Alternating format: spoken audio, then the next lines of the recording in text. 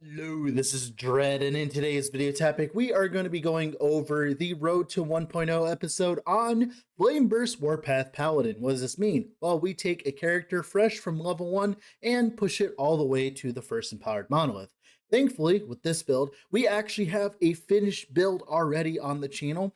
There's the video. Essentially, you play Flameburst all the way up from level 1 to 400 corruption very easily, and this is going to be the quote-unquote first part that I should have made before that other video, but here it is nonetheless.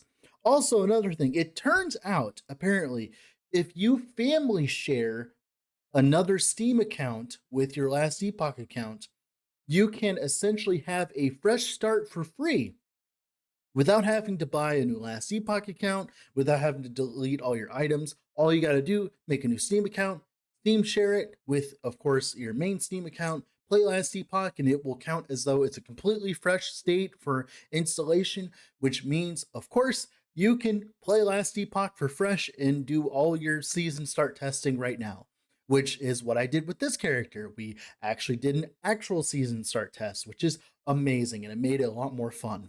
Now, if you haven't already, I'd heavily suggest leaving a like on the video and subscribing to the channel if you like content like this, as it helps out the channel immensely. And also as well, I stream on Twitch. I don't know if you know that, but the link for that will be down below as well. Now, let's get into the build. So the idea with Flameburst Warpath is we are going to be leveling towards utilizing Flameburst, which is a node inside Holy Aura.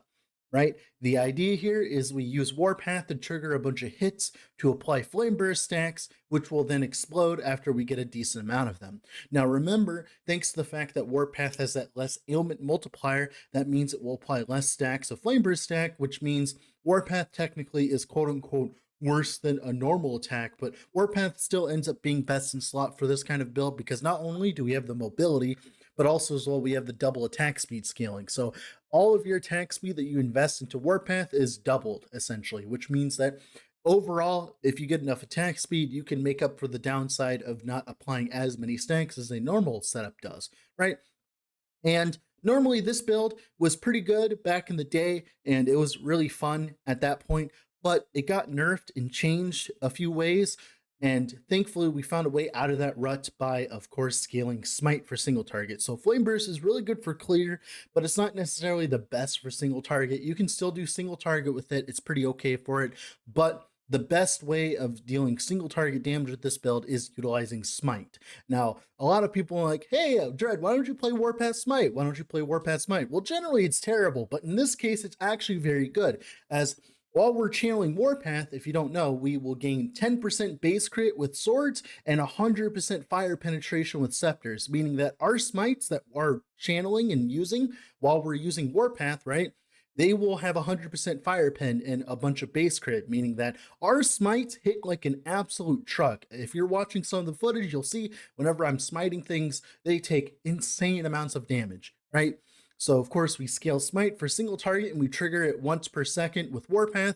But the linchpin that pushed this build all the way over the edge is the node inside Javelin Banner that shoots out smites for us, which then every like I think like 0.3 seconds it shoots a smite out, and that will also be like have the damage applied from, of course, the 100% fire penetration while you're channeling Warpath, as long as you're channeling Warpath as it's doing it. So all of that combined means that our single target is completely carried by Smite, and then of course our clear is completely carried by Flameburst. So this combination, while also being able to play a smooth skill like Warpath, makes this build probably one of the best Warpath builds I've ever played ever, and I'm so happy I finally got around to playing it. Like, by far, like, it beats Void Warpath, in my opinion, for startability. It beats Forged Weapons Warpath for startability. It beats all of the other Warpaths by far. As someone who has played every other Warpath build to exist, I can solemnly swear that this is by far the best way to play Warpath currently. Now,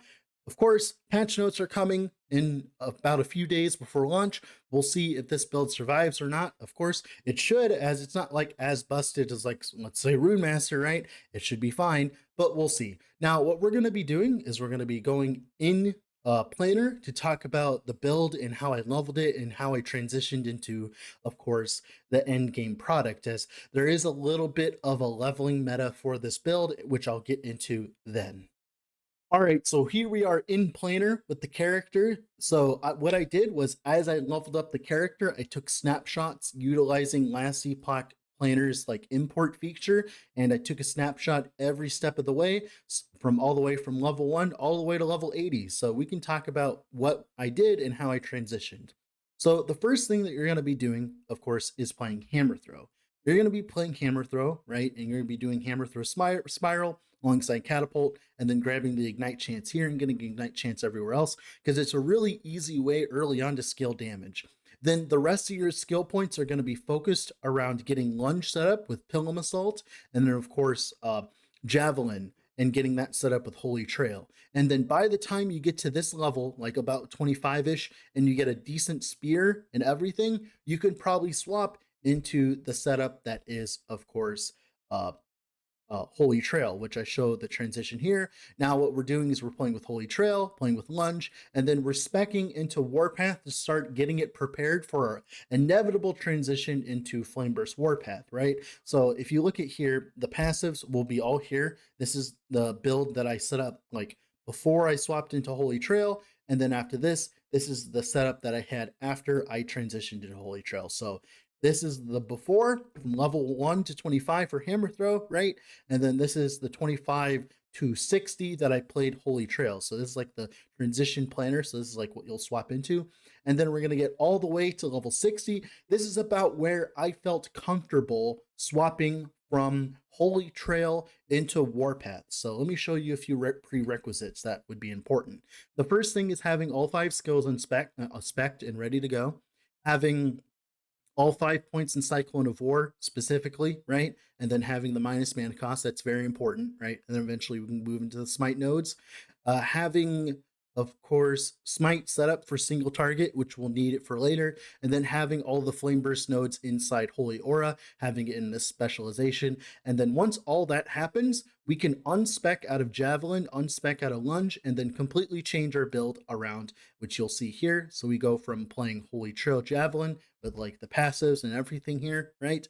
We go from that, and then we go into, of course, Flameburst Warpath. So the main transition point, what you need to know to swap into Flameburst Warpath, there's 2 things you need to know. First things off, you need a Scepter with minus mana cost, because this will make Smite cost 0 mana so that when you're triggering it from multiple sources, it doesn't constantly drain your mana. I've seen a few people actually complain about this before and not knowing about the fact that minus mana cost exists on Scepters. You definitely want to get one of these affixes, right?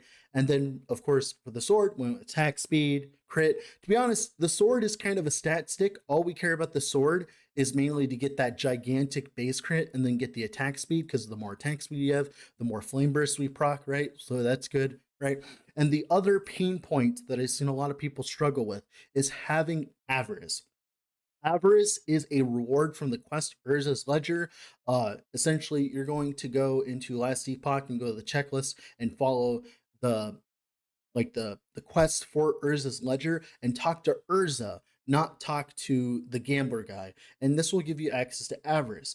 Avarice is very, very important for this early game build, because we're going to be sacrificing a lot of our HP with Smite, which means we need to leech back damage, of course, right? We need to leech back damage from our Smites that we're triggering, because if you look at our Smite here, we actually sacrifice 15% of our current health every single time we cast Smite. Now, this is nowhere near as bad as like a Hammer Throw build, because our Smites, we don't trigger them that often, but every single Smite we do trigger hits like an absolute truck, right? Which is great, but we kind of sacrifice a little bit of HP, so we definitely need the leech to make this build viable. Thankfully, Avarice is a quest drop, so it's viable for every single character, and you can get it in like Act 2 and you're good to go with the quest. And if you mess up for some reason, accidentally grab the other one, you can always make a new character and get it, or you can probably buy one on the market, probably. I don't know if that you can buy this or not. But yeah, Avarice is very important. Now, Avarice is important until we get Spell Damage Leech from Rai. This blessing here is how we swap out of Avarices. Once we get this, we can swap out of Avarice, but like I said, Avarice is important until we get to this, right? But yeah, this is the Flame Burst setup. This is how we got to Flame Burst. Like I said, the passives, how I changed the passives, all that will will be down below and stuff like that, and how I transition the entire character. Now, the last planner here is going to be the level 80 planner. This is how I swapped and finished a quote unquote right and did my first shade as Flameburst. This is like where I would say like a mid-game quote unquote planner is, where it's not too invested, but we do have some nice things like a decent scepter. We have a decent katana, a decent body armor, right? A decent helmet, stuff like that, like a decent jade amulet, like pretty decent gear. This is just gear that I picked up off the ground. One of the biggest things I would suggest doing though with this build is we're actually capped on crit when we're doing monoliths and stuff. Like in general, we're capped on crit, and that is because we have double copper ring. Copper rings have really high have really high crit chance, and that on top of the base crit that we get from Warpath here, essentially at this point in this character's uh this character's progression, right? We are capped on crit because of all the crit from the tree from Paladin, and the crit from the copper rings, and the crit from the weapon and all that. All that combined means that we're actually capped on crit, which is great. Now, normally what I would do is I would go in game and talk about the build in detail, but I've actually already done that with the other Warpath build video, which I'll be linking down below. That at this point, once you get to this point, you need to be watching the next video. Now, you can skip the intro, you can skip to where I talk about the gearing and all that, but that is where you need to be after you get to this point. This is like what I would suggest. So I'm going to be linking that link down below so you guys can have that. Now, with all that being said, this has been Dread. Off to go do something else. Thank you all for watching. Leave a like on the video, subscribe to the channel for more. Also, as well, like I said, I stream on Twitch as well if you want to give me a follow there and talk to me live if you need questions for builds or anything like that. With all that being said, bye for now.